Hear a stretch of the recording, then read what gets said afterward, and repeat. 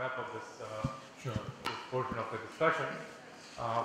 So what it actually relates very much to one of the questions. What can we measure that will tell us about this conformal field theory?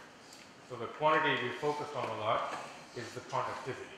So imagine the bosons are charged, which they're not really, but if they were charged and you put an electric field, ask what's the resistance. And then you can put the electric field at finite frequency, you make it have an AC voltage, and you measure the AC current. So the AC resistance is something we call the frequency dependent conductivity, the inverse of it. Okay. So the way you compute the conductivity is by the Kubo formula, which has definition, and it's the two-point correlation of the current operator. Let's take the current operator, take a two-point correlation function, take various limits, and you get the conductivity. Okay. So let's do that for the very simplest CFT, but of free particles. Just take free particles and compute the conductivity. Okay, that's about half electric to go through it in a course, but it's really just a one-loop computation. The only subtleties have to do with how you do the finite temperature bit, but it's a completely standard one-loop diagrammatic calculation. If you do that for a free field theory, this is the kind of structure you get for the conductivity as a function of frequency at some temperature T. First of all, you find that the whole result doesn't have any coupling constants in it. It's just basically given, as I'll say a little more carefully, by the charge of the boson and Planck's constant. That's it. It's a full universal function. And that reflects the fact that you're dealing with a CFT, which is at some special fixed point. In this case, it's a trivial fixed point. And the current is a conserved quantity. So there's just two features. One is that at high frequencies compared to temperature, you get some absorption, some finite conductivity. And that's simply the cross-section for creating particle-hole pairs. You just create lots of particle-hole pairs on the ground state, and you get, turns out to be a frequency-independent answer at high frequencies. But here, more importantly, you see this delta function with weight about a temperature. And this is telling you that when you heat up the system, you create particles and holes. And when you put in, since they're free particles and holes, they just move freely when you apply an electric field. And so the system has infinite conductivity or zero resistance. And that's the delta function. So it looks like a superconductor really in this very trivial limit. In fact, become more of a superconductor the more you heat it. So it's obviously a very strange artificial limit. So then you got to do some interactions. So that's what I was. So now you take the interacting field theory, put in the interaction at this coupling U star, and what you find then is basically the free field result, except this delta function becomes a Lorentzian, and the width of the Lorentzian is small, and its height is very large, in the regime where you can believe the calculation, which is when U star is small. But anyway, so you get this function as a function of frequency over temperature, and the beautiful thing about it, as I already mentioned it, it's just in units of the charge of the boson, which I called E, and Planck's constant, and other fundamental constants. And the whole function sigma is a function. So you give me a CFT, there's a function sigma, which you can measure in the experiment. And so part of the purpose of my life has been to compute this function sigma for more and more CFTs.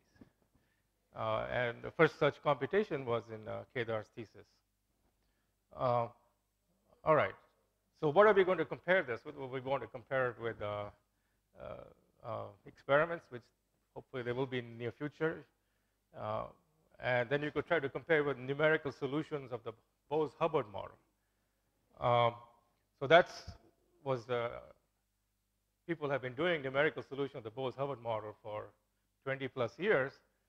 But getting this function has until now been essentially impossible because of the computer power needed and various other tricks.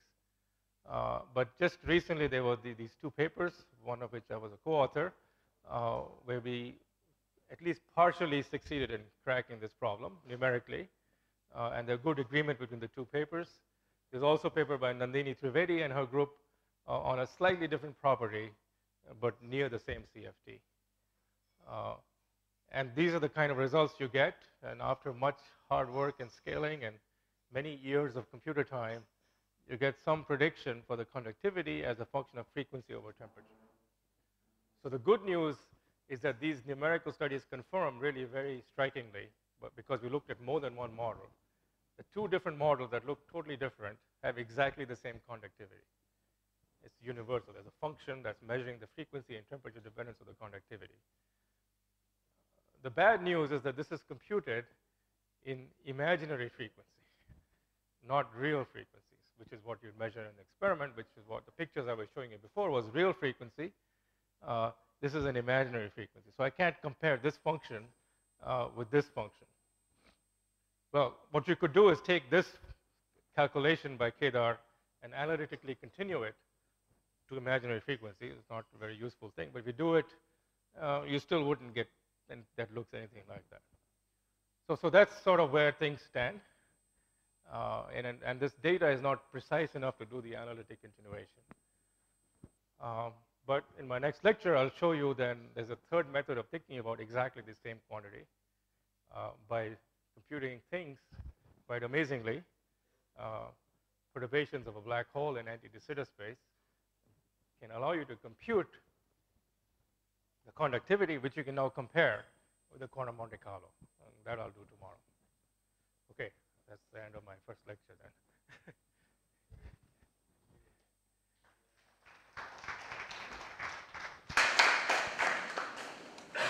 Well, if there are any questions as follow-up of what Subir just said, we can take them and then move on.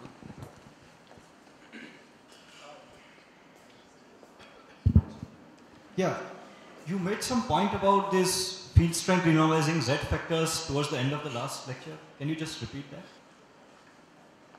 Or is it completely unrelated? No. So, well, I'm just trying to remember the field theory language. So in field theory language, you have some bare field phi, and then you say it's some square root of z times some renormalized field r. Okay, and this renormalized field r is basically the field operator that creates the actual particle. There's a particle with a renormalized mass and residue 1, meaning that the pole residue is 1. That's what you call phi r. Okay, and you set up some renormalization scheme and you compute the z as a function from some scale mu. And if you have a massive field theory with particles, then basically you have to compute the z at the scale of the particle mass. So you put mu equals some momentum scale of the particle mass, and it's just a finite number.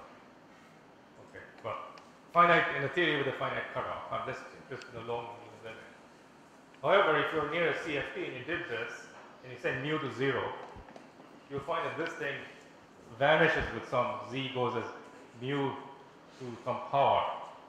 So the whole thing just vanishes. And what that means is that the physical correlation function, you should set mu equals to some momentum. The physical correlation function, instead of going as 1 over p squared, will go as 1 over p to some other power. That's the anomalous dimension. And in this language, that means you're losing particles.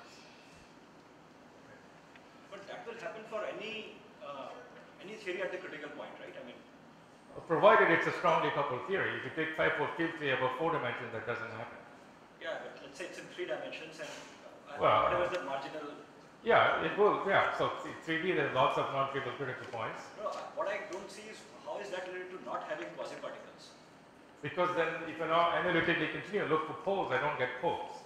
You don't get a pole anymore, you get a branch back. You get a branch back. Okay, I'm not saying anything. I'm just using a slightly different physical language to say things that are, of course, extremely well known. But when you use that physical language, it turns out to have lots of consequences that you have to think through. This is one of them. Yes. Any other questions? So, so the conductivity that you computed Yes. is at that critical point, right? Yes. Or with the This is all done, in this particular numerical simulation, we have adjusted the value of lambda to about 6 decimal places to be at the critical point. That's just because that's when you get the numerical accuracy. So your initial point was that at those critical point, I don't have any analytic technique or, Well, the only analytic technique is effectively the Wilson-Fisher expansion and its cousins. And they work for some quantities, but they will not work, really help you to compute anything here that is even close to what's measured in the numerical studies. Well, I should be careful. It actually does give you this large frequency limit relative to temperature quite well, the two-loop calculation. But what happens at low frequencies in real frequency, which is what was done by theta, what comes out of that calculation doesn't look anything like what we think the analytic continuation of this will look like, which I will present next time. What we're going to do next time is use ADS-CFT instead as some effective field theory and try to match it into this and then analytically continue to get some experimental predictions. we need some toy model that we can calculate. And that's what ADS-CFT provides. And sorry, you've said this before, but the basic reason why the epsilon expansion sort of doesn't work is that it's intrinsically Euclidean in a sense, and then you're computing real-time correlations. Yes, yeah. Well, I mean, when you're doing Euclidean theory, your time is on a circle. So time cannot become larger than 1 over temperature. What I'm interested in is time much larger than 1 over temperature in a different on the real frequency axis. So you could make exponentially small changes to Euclidean result and get totally changed by order 1 the answer at long time. It's the, I mean, in some sense, relativistic field theory, you're kind of spoiled because you can get away by making time imaginary and get almost all the information. Once you go to finite density systems or systems at finite temperature in real time, you really have to be real times, and there are many new phenomena that appear in real time that have no analog in imaginary time. There's no phenomena. Those new phenomena are entropy production, second law of thermodynamics, relaxation, dissipation, viscosities, all these things you can't get from imaginary time that easily. Sorry, let me make sure one more thing. So, when you say you compute conductivity, so you can use the Kubo formula. Yeah. But also you can say compute the current correlator and look for the pole of the correlator. Right? There you will get some dispersion. I mean the. Well, the current is a composite operator, but you generally wouldn't look for the pole of that, even in free field theory. This is a result of a free field theory that has no pole because it's just a composite operator. It's phi star phi star phi correlator. But computing the coupe, it's not sufficient to just compute the one loop pole diagram in interacting theory. If that's all it was, that would also have been done a long time ago. You have to sum an infinite set of diagrams. And that's usually a hard thing to do, but then you realize in a certain limit, the sum of infinite set diagrams is the same as solving the Boltzmann equation. So which is what you end up doing, solve the Boltzmann. Sorry, what I was asking is that what is the analog of these quasi-normal modes that I get? Do they correspond to something? I mean. Yeah. Well, I'll come to that. Okay. Those quasi-normal modes correspond to. If I look at the analog, I should answer that right now. So sigma of omega. So here's my complex plane. Here's sigma of omega, and I'm in the complex plane, and my temperature is greater than 0. Then, in fact, there's only a branch cut along the real axis in this calculation, for example. But there are poles down here.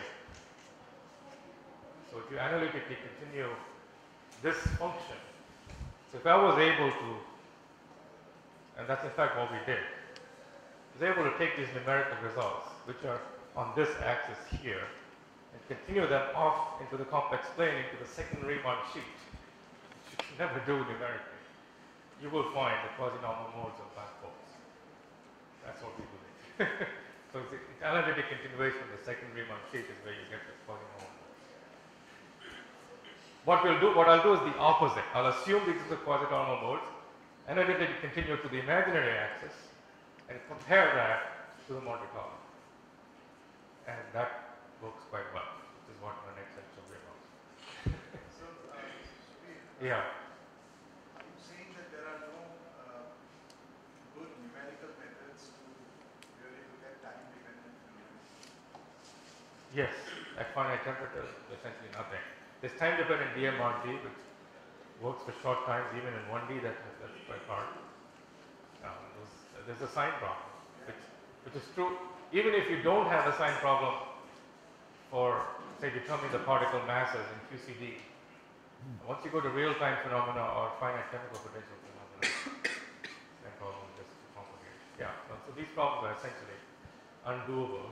This is a heroic effort, but not by me, but my collaborators and this other group. After many years of work for this very simplest model, we get started to get some real-time information.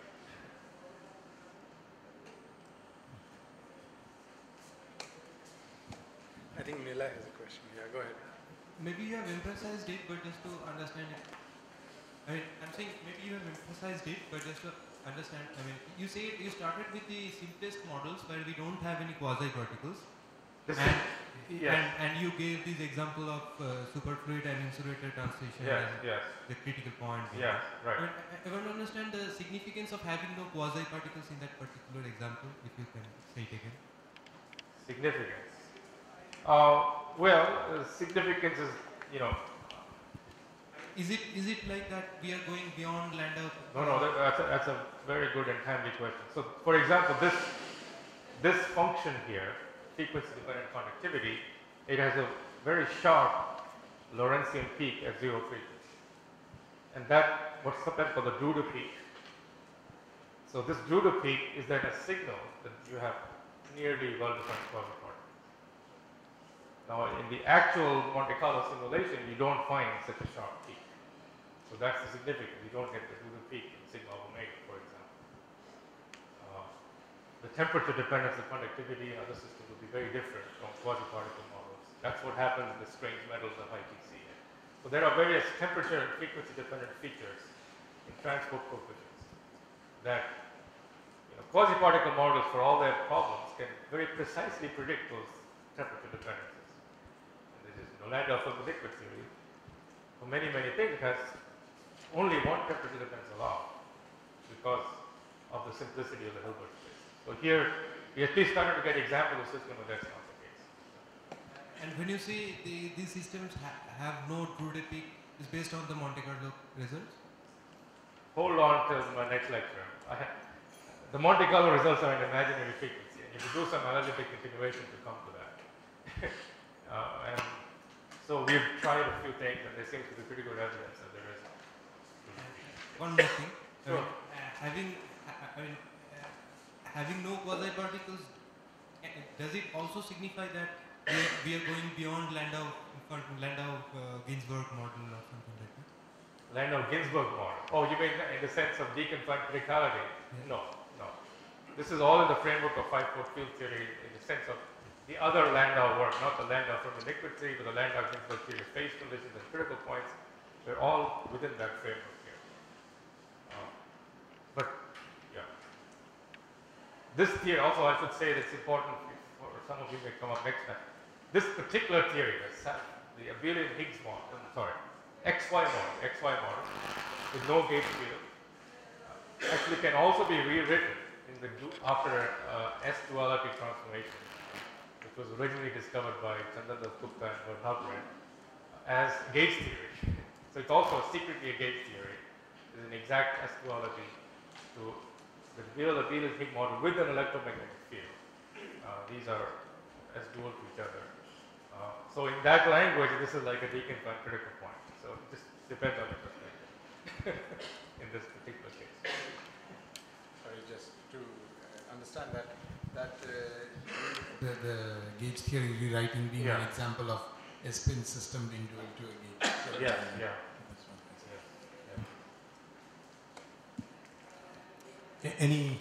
But there are some other QCPs of the type discussed by Senthil and us, where there is you cannot write it in the Landau Ginsburg formula.